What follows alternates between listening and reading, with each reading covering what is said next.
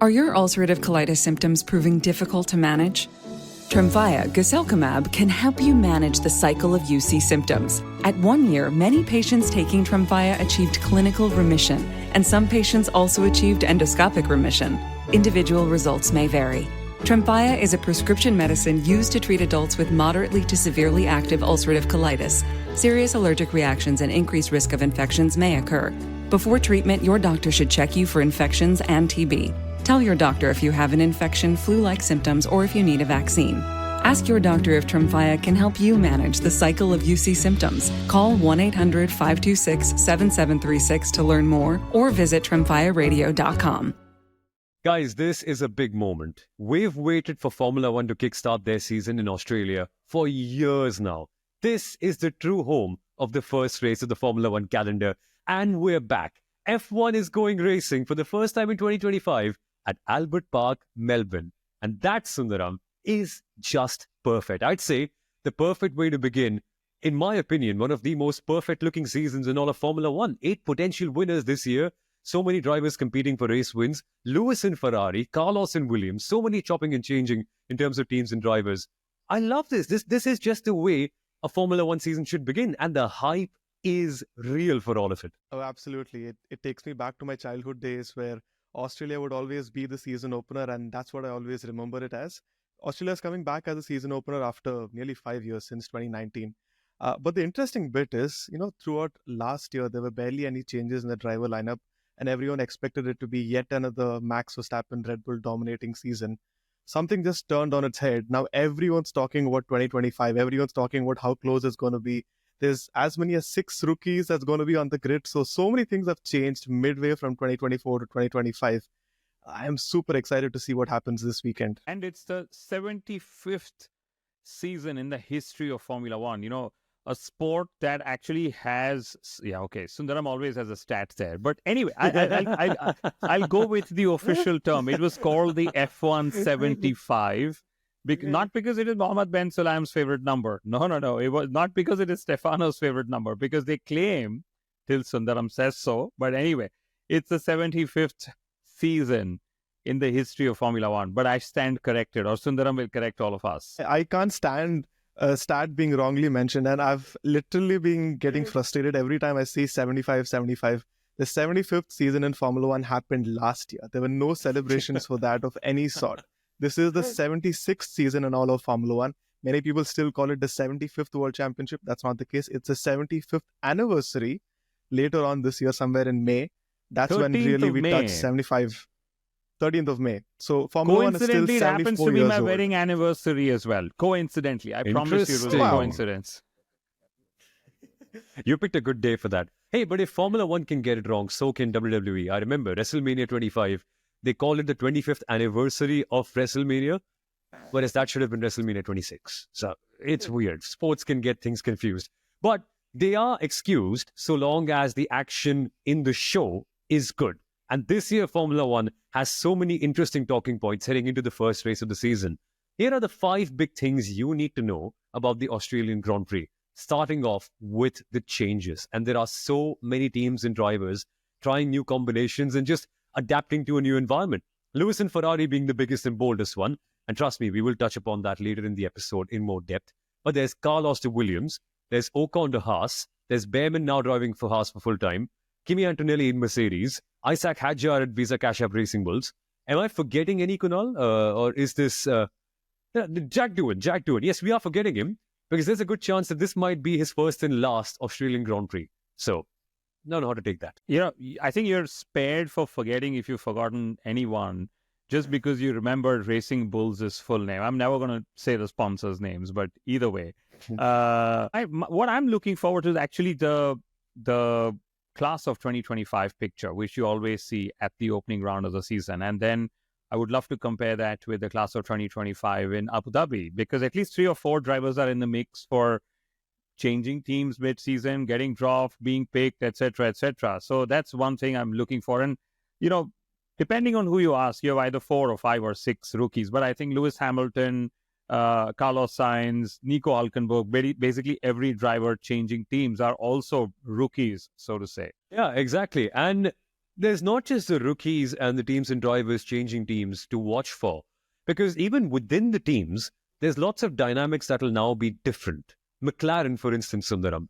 Lando Norris challenged for the World Championship last year, or so we think he did. In reality, we all know it wasn't much of a championship challenge. But this year, it's a fresh start.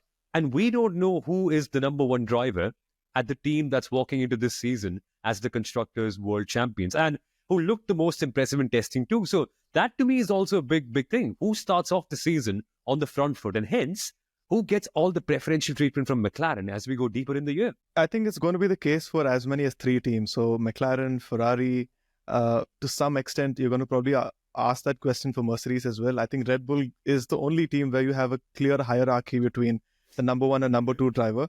But then at the start of every season, it's always going to be about who performs better for the first 5-6 races, or probably even longer. And then you choose who's going to be your preferred driver. But in my opinion, Lando Norris is going to be very happy with the way how the last season ended for him. Sure, he was chasing his first win at the first half. There was a little bit of inconsistency somewhere in between, but he's kind of built himself to take poles consistently, and the fashion in which he ended the season from pole to finish at the most crucial juncture of McLaren's history, in recent history actually. He actually put a spotless race throughout, and they won the championship. So I think he's going to be very confident with his chances for this year. The momentum's going to be very, very high. So I am curious to see what Lando Norris and Oscar Piastri can bring in together this year. They're going to bring in a lot of papaya rules on the radio, I really hope, which means that they are neck to neck. But truth be told, Lando's been sounding confident. He's gone and in front of the fans, in front of the media, said, I want to claim this championship.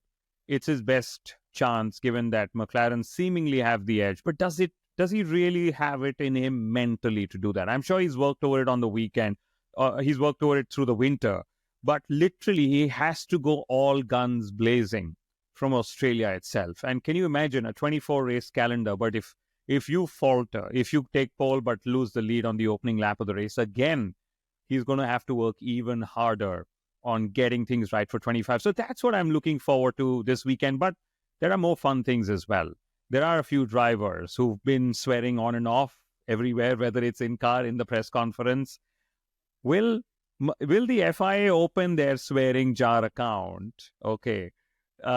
This weekend itself, because the FIA now has a very severe financial penalty leading up to a race ban if you swear and use expletives in official sessions or official press conferences.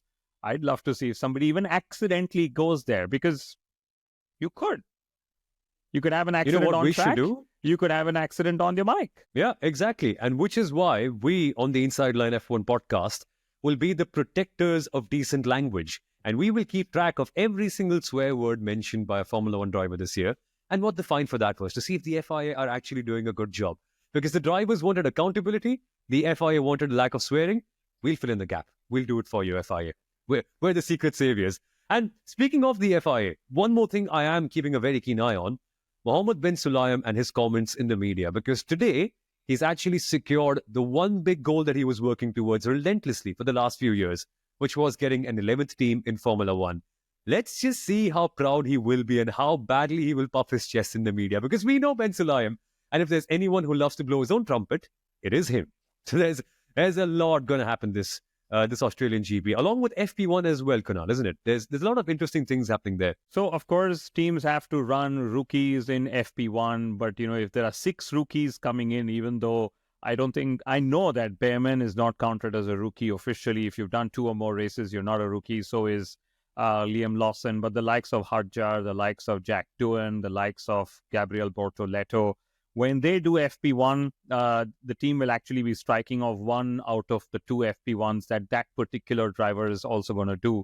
So the rookies will be, coming handy in 2 ways. Not only, filling in for a race driver's seat, but also for a rookie's FP1 seat as well. Yeah, exactly. And that's one small thing that you should keep an eye out on this weekend. But before we proceed to the track characteristics and the other major stories and our hot takes and predictions, and also Lewis Hamilton, we must ask you to subscribe, because a lot of our viewer base actually watches a lot of our content, but doesn't bother to click the subscribe button. So how else will you know if any other cool videos coming up? that's your cue to go and hit the subscribe button and also the bell notification to know when the Inside Line F1 podcast is posting next. That's what you have to do now. In return, right, we must tell you what to expect from this race, starting out with the track characteristics. And Melbourne, there's always an air of excitement around Melbourne, Sundaram, because the characteristics of this circuit are just so unlike any street circuit. Yes, we've got long straights and fast corners, but we've got a lake in the middle. The tire degradation is not that high. There's there's a bit of track evolution, but not too much compared to other street circuits, which means it's largely down to how strategically you can manage out the tires. And in a two-stopper, it's very tricky to tell who can actually get the upper hand. Like last year, Carlos Sainz won, but that also came down to the fact that Max Verstappen had an issue with his battery pack. Well, absolutely. So Albert Park in that regard is very different from other street circuits. It's a semi-permanent circuit. I wouldn't call it a street circuit as such. You have 4 DRS zones here, which is something that you don't see at any other track, let alone street circuits. But the fact is that the track is very, very narrow. But over time, it does tend to favor the drivers who start on the front row statistically as well. But the big talking point over the past couple of years has been the number of overtakes. Since between 2017 to 2019, we barely had 5 overtakes on average at this track. But that's kind of risen to 23 overtakes ever since that they made that little change in configuration to the track. So definitely overtaking is a lot more easier right now with that 4th DRS zone. But degradation is going to be another talking point. Since it's a street circuit, since the temperatures are going to be a little cooler, or the track temperature is not going to be as compared to other race circuits, tires can slide around, degradation can be a big talking point, and you have to keep an eye out on all the teams and how they fare as well. Guys, 1 second. What are you guys actually talking about? Because this race is supposed to be an extremely hot race, or there's going to be thunderstorms, which means the rookies will be challenged. Yeah. Lewis Hamilton in a Ferrari in the rains is going to be epic to watch out for, including, Max Verstappen in that Red Bull in the rain, should the rain come on the Sunday. But I remember from last year, we had that graphic of the 4 teams that won, which team actually won when it was really warm. And guess what? That was McLaren. So advantage McLaren yet again. But I know that Ferrari, this is actually a Ferrari circuit. 2 out of the last 3 races that we've had here have been won by Ferrari. Of course, one caveat being that, Max Verstappen actually had a retirement last year as well. And in fact, both the Ferrari drivers have scored off, Carlos Sainz being the former Ferrari driver, having scored, a point there as well. But all in all, it's a beautiful circuit to go out to. Semi-permanent street circuit, as we call it. 11-hour time difference between the racetrack and the bases where the teams will have remote operations. So, jet lag, dealing with time zone differences, etc., becomes another challenge for all the teams. We'll constantly hear these things of how, simulator drivers spend the whole night at the simulator back in the base so that the team could make changes as well. And in fact, track evolution is very high since now F3 and F2 also visit this race weekend. So you guys were right. Before F3, F2 came, track evolution was not as high. The circuit would go back to being green. But now with F3 and F2 racing, track evolution is fairly high to look forward to as well. But one of my favorite things is the pit lane speed limit. Cars are actually spending just about 13 seconds at pit lane speed limit, which means there is an incentive to make an extra stop if one has to. And Pirelli are yet again bringing one of their softest tire compounds to this race, just as they did last year. But Sundaram, you said 4 DRS zones, and that I'll tell you what I'm thinking of. I'm already thinking of the first mini DRS controversy coming up this race weekend itself. The FIA will be monitoring things, especially on Ferrari and McLaren's, rear wing with the mini DRS flaps, but also the flexi wings at the front, which we will see flexing, are going to stop flexing a few races in the season as well. It's a beautiful, fast and flowing circuit with, medium to high downforce. In fact, lots of fast flowing corners, especially the ones from 9, 10, and 11. So look out for that. Lots of overtaking opportunities out there. And the S at the end, man, that left, right, I can't even call it a chicane, but that quick section of corners that we have at the end before the double right-handers.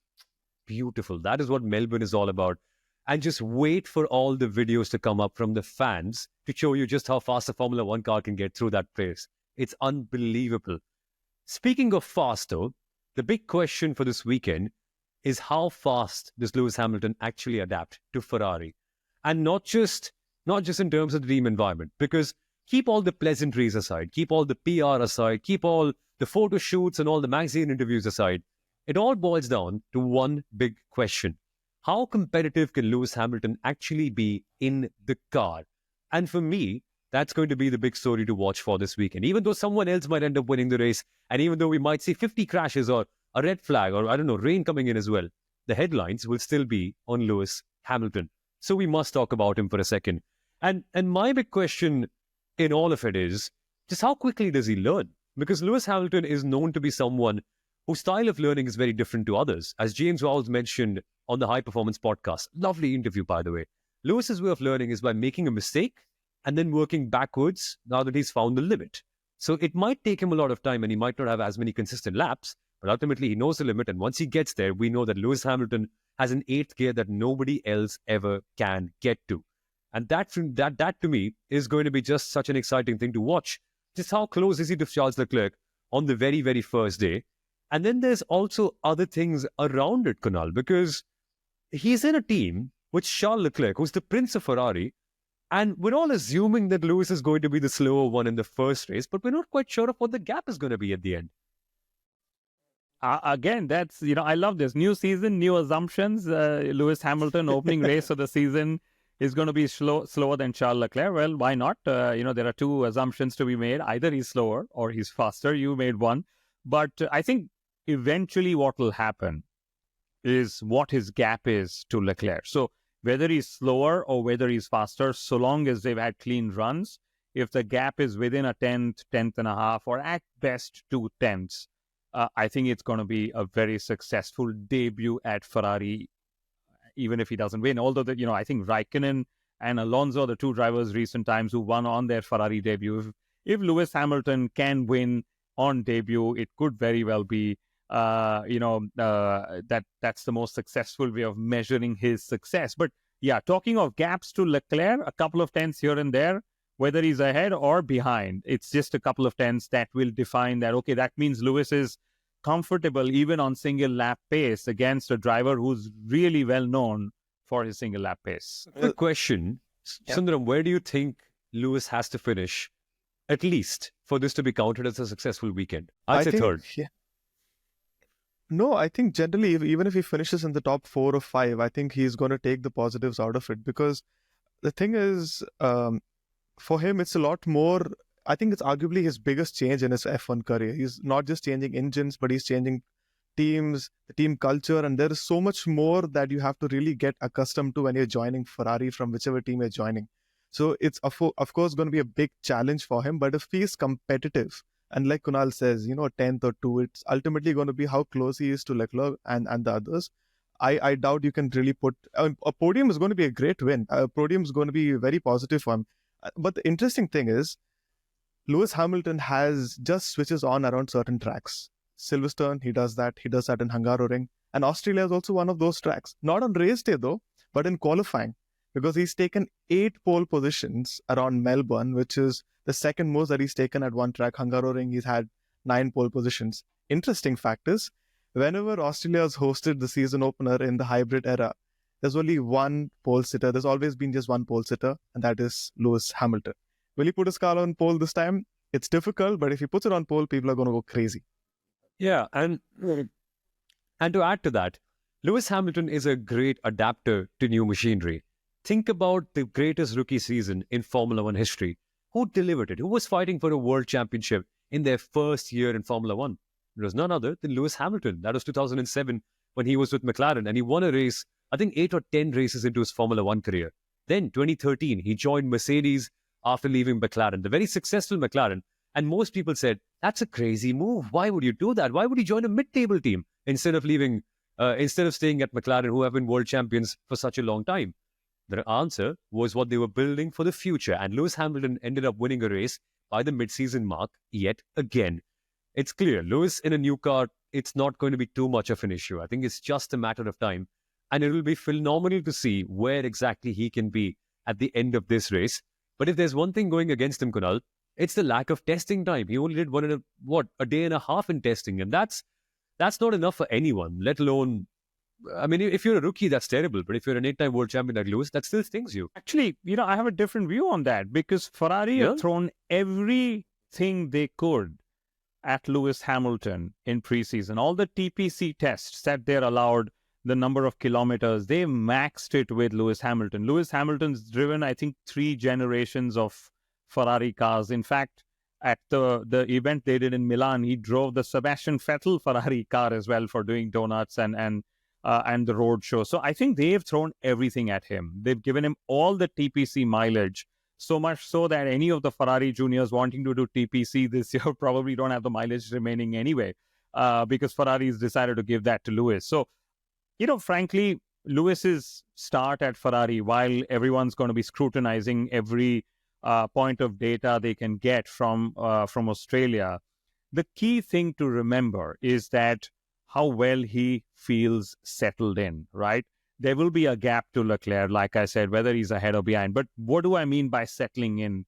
How are they reacting to his, qualifying positions? There are lots of times we've seen Leclerc being like, why was I sent out mid-pack?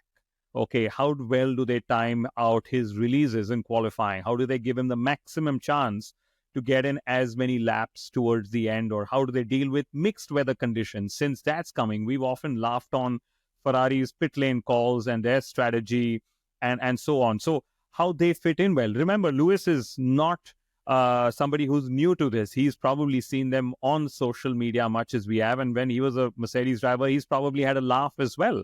So he would have gone through with his team, understanding that why did that mistake happen or why was that call taken? And he would have sort of worked on building what he would call it as his trust level with his set of engineers and mechanics. All of that is going to be tested. All of that is where he eventually, his comfort level with his team is where we will never see it from the outside, but that's what he's going to be, sort of building on from the inside so that he gets a better start into the season as a whole. It's 24 races that he's going to be doing that. And I'm actually looking forward to some of the fun things. Could Lewis Hamilton drive into the Mercedes pit box? He's done that before. When he moved to Mercedes, he drove into the McLaren pit box. And if Ferrari actually fight for the win, this is the controversial part. Could they be using team orders, right? If Lewis is, second and Charles is just leading, could they tell Lewis, do not attack because they want to bank in the 1 and 2? It could well be happening. A team's wanting 1 and 2 finishes could, either use team orders or say, keep it clean, guys, and so on. So could that be something? And I'd love to see how Leclerc is handling the pressure, because I think in the car, he's not going to be unfazed by whoever his teammate is. But every time a Ferrari driver's on stage, there are claps. And if that Ferrari driver is Lewis Hamilton, there are 2x the claps. Okay, so from being the Prince of Ferrari, suddenly the Emperor is here. How will Leclerc take that? And could that impact him in the car as well? The Emperor or the Don? What are we calling him? I think the Don. Don of Ferrari, no? I'd love the Don as well. I'd love that photo shoot he did with the F40 and Enzo's home. And That's more like it. But no, it's taken us 23 minutes to talk about Charles Leclerc, which means that on the 23rd minute, we're also going to talk about Max Verstappen then, because we can't ignore our driver's world champion for that long. And I find it incredible that this weekend, amidst Lewis Hamilton's debut in Ferrari, we're also going to see Max Verstappen at Red Bull Racing. And it'll be phenomenal to see just how everything mixes and merges around, which then leads us to also a few questions that we've gotten on social media, and we love to answer them. This one is from Pogo Wheels. Let's just get to it before we get to our small news of the week from Formula One, which is a fun segment we're willing to introduce as well. Pogo Wheels has asked us, do you think McLaren will still be the team to beat? Where do you think Red Bull will stand? And also, as a pundit, what are the challenges and difficulties you guys face at the starting of a Formula One season? I think it's a good one. Let's answer the last one first, because it also gives us a chance to give a live update of sorts. This year, Kunal's going to be broadcasting in the Viaplay studios as an F1 pundit, as always. He's going to be on TV for most of the races, talking to you about Formula One and giving insights. Sundaram's numbers are always going to be on social media, and he's, of course, part of the WTF1 talent group. He's also doing so many incredible things. And Sundaram, there's one piece of news that we're waiting for you to share, but I don't think now is the right time or now is the right platform. So I'll wait for you to break whatever has to be broken. And we'll get to that later. What are the piece of news? What are the piece of... There is no news. I have no clue what you're talking about. There is no news at this point. At this point, yes. It sounds like I'm dismissing rumors like how Bollywood folks do. Strictly, we're just friends. We're just good friends. No, but there's no news at this point, at least. If at all there is one, I won't shy away from announcing it. But you are going to Bahrain, and you're going to be attending a lot more races this year, while providing stats to so many other racing championships as well. I hope so. I can. So I am going to Bahrain. That's the one thing that's finalized. I'll see what else turns out this season. No, it's going to be phenomenal. And this year, we're also getting a chance to be having Hindi commentary in India. And this is courtesy of FanCode. And I get the opportunity to host that. I'm going to be the commentator for Formula One in Hindi. And it's a culmination of a lifelong dream in which both of these gentlemen have also helped me so much to get here. So for us preparing, I mean, I can tell on behalf of all three of us, we're always talking about Formula One. Like even in the winter, there wasn't a single day when we weren't talking about Formula One or what to do this year or who's going to be good or what the big storylines are going to be. And Sundaram's always researching the numbers in the back. Kunal and I are always looking at the news and trying to figure out different ways or different guests so we can get on the show to talk about it. So I don't think the preparation is any hard, right? Is it, Kunal? Because this is just our life. We live and breathe Formula One every single day. We do. And congratulations on your appointment for being one of the voices of F1 in India with the official broadcaster. It's a dream you've been seeing since you were 8 years old. And I will always remember the day when your dad wrote to me when you were 8 years old saying, my son wants to be a broadcaster. And I said, please just let him go have fun. So you've had all the fun on the mic, several thousands of hours commentating with lots of virtual networks, the Indian Racing League and everything else that's come your way, including WWE as well. So congratulations, very proud. And I think this is where I'm going to test a Riverside, the recording tool update that we have. After 2 years, we finally used it. It's madness. It is madness. But there's going to be more reasons to celebrate. But that's to answer your question, Pogo Wheels. It is our life, and we're always doing Formula One. So for us, there aren't any challenges and difficulties apart from finding time for other things in life, because Formula One is always the first thing we're doing. I'll tell you the challenge. The challenge is finishing our episode within a prescribed time limit. That's almost never happened. Yes. So that's one challenge, yes. Which is why we should answer your question, and it's a good one. Do you think McLaren will still be the team to beat? Where do you think Red Bull will stand? And this question actually very conveniently takes us on to my favorite segment on the Inside Line F1 podcast. And it's bold of me to say my favorite, even though it's the first time we're introducing it. It's time for hot takes and predictions, because it'll be easy for us to say, oh, Red Bull will be great and McLaren will be decent and so on and so forth. Let's just put our money where our mouth is. Let's just call the predictions and let's actually see which team we think is going to be right at the very top. And this time, there are added stakes to it, because the winner of our prediction competition throughout the entire season is going to get a crown and a sash, because prediction competition winner, right? You're the king. So you need to get something like that. So we will start with you, Sundaram, then. This is a question from our friend Pogo Wheels. McLaren, Red Bull, who do you think gets it? Who do you think firstly gets pole in Australia? Pole in Australia will be McLaren. That's what I feel. I think it could be Lando Norris, but I just have this feeling that they might not win the race.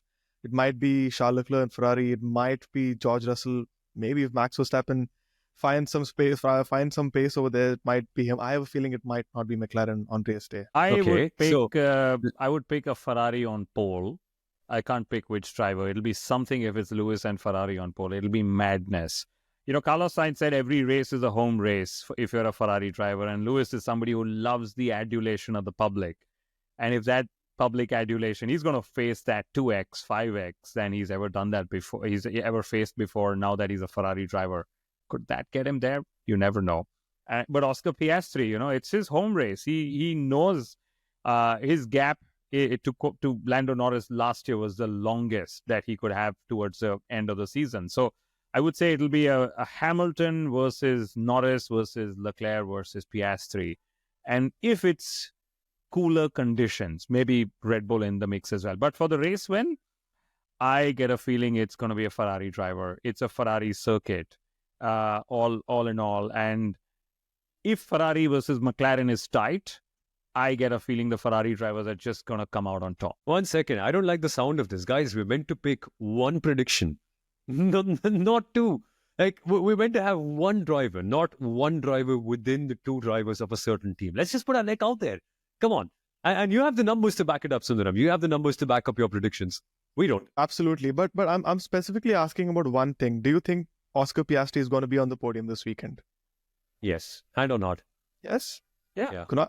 Yeah, because if he does that, he's going to be the first Australian to be on the podium at his home race, because Australian drivers have taken 4 titles, 43 wins, and 132 podiums, or probably more in Formula One.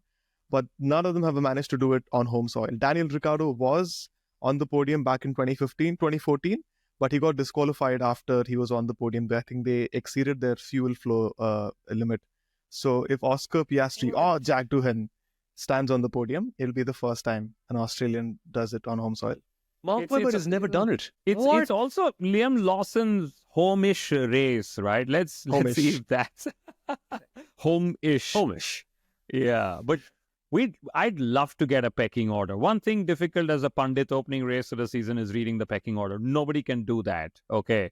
And that's Soumil, your prediction is pending, by the way. I see you've run away from predictions. Everyone's prediction is pending. Nobody's told me who's going to win the race and who's going to be first in qualifying. Okay, I'll start this one. I'm going to say, even though I'm an Oscar Piastri fan and I love his grit, I think this is Lando Norris's year. And he begins it in style. Lando for the pole and Lando for the race win. It's bold. It is a prediction, though. How is it bold if you put the fastest driver in the fastest car from pre-season testing on? Man. It's bold to put him for the race win after he bottles up all the opening laps. Fine, I give that to you. Okay, Sundaram. I'm going Lando with pole and Charles Leclerc with the race win. I'm going Leclerc with pole and Piastri for the race win. Nice. Wow. Which means that Parikshit has got to pick. Parikshit is our producer, by the way, who's just telling us in our ear that we've got to wrap up the episode. It's 30 minutes already. And on his behalf, I'm just going to say Lewis Hamilton to win, because one part of the brain is always connected to the part that's correct. What am I saying? Let me articulate this correctly. One part of our brain is always linked to the heart, and the heart will always say Lewis and Ferrari, they've got to win on their debut. So, yeah, Parikshit has said Lando Norris for pole and Lewis Hamilton for the win. So, three of us are thinking by our mind, one of us is thinking by our heart. I love that balance. That's the way to go. But very quickly, guys, if we have to pick a hot take, and this is something we're trying out this year, before that, I'm surprised no one's mentioned Max Verstappen at all in our final predictions. It's my hot take. Okay, let me get to it then. Because go for it. If Max does not win for the first time in literally 3 years, someone else is going to be leading the driver's standings.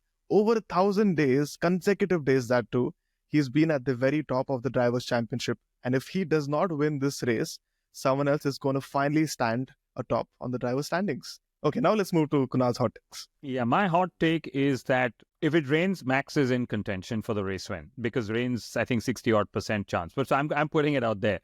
But could this already be that weekend where Red Bull Max don't fire, they realize their issues are more symptomatic, and you know, there's a larger issue. It's actually not symptomatic, you know, and it's the first non-Adrian Newey car since 15, 18 years. You guys know the math. Could this be that first weekend already when Max Verstappen leaving Red Bull for Mercedes just starts happening? Oh, yeah, that could be interesting, you know. There's just so much happening. But you can never count Max Verstappen out, right? He's Max freaking Verstappen. He's always going to be up there, which is why my hot take is actually contradicting that, because I've used my brain for my bold prediction. So for my hot take, I'm going to go with my heart completely. I think Red Bull Racing are going to struggle to have. Okay, let's just start from the scratch. I think Red Bull Racing are going to struggle to have a car in the top 3 of any consequential session, which means qualifying and the race. So I'm saying no Red Bull Racing car will be on the podium or also in the top 3 in qualifying, which sounds crazy considering the domination they've had. But I've not seen much to convince me otherwise. So we'll see. We'll find out. We'll I'm find not out. going to put a lot of logic into my hot takes. This is what I feel. Liam Lawson goes out in Q2. Kimi Antonelli qualifies in the top 5. Oliver Behrman makes it into Q3. No chance. No It's supposed to be chance. hot. It's supposed to be a hot take, so I'm going all in. I'll put another better hot take. remember this one. Carlos Sainz to get out qualified by Alexander Albon, because I think Australia's another Albon circuit. He loves this for some reason. But they're going to be very, very close. Again, guys, do not worry if your favorite driver is out qualified or out, just see what that gap is. That gap is so crucial. If it's a couple of Yeah. times here and there, that's fine. It's just the first race of the season. There's 23 other races to have weird hot takes for. Exactly. And this might just be the closest Formula One season ever because the rules are not changing that much. Lots of new drivers have come into new teams and are going to challenge the established pecking order. And the regulations being similar has also allowed more teams to get closer to the top teams, which means Formula One is going to be crazy this year. And there's every reason for you to watch the Australian GP. And if you'd like it, watch it in Hindi with us as well. It'll be phenomenal. But this has been us on the Inside Line F1 podcast. And we're going to see you on Sunday afternoon for our post-race review show. 2.5 hours after the race, we're going to be live with an episode on the Inside Line F1 podcast. So make sure you've subscribed to our YouTube channel and also the podcast on any audio platforms that you're listening to us from. Thank you for watching and listening, guys. We'll see you on Sunday. Bye-bye.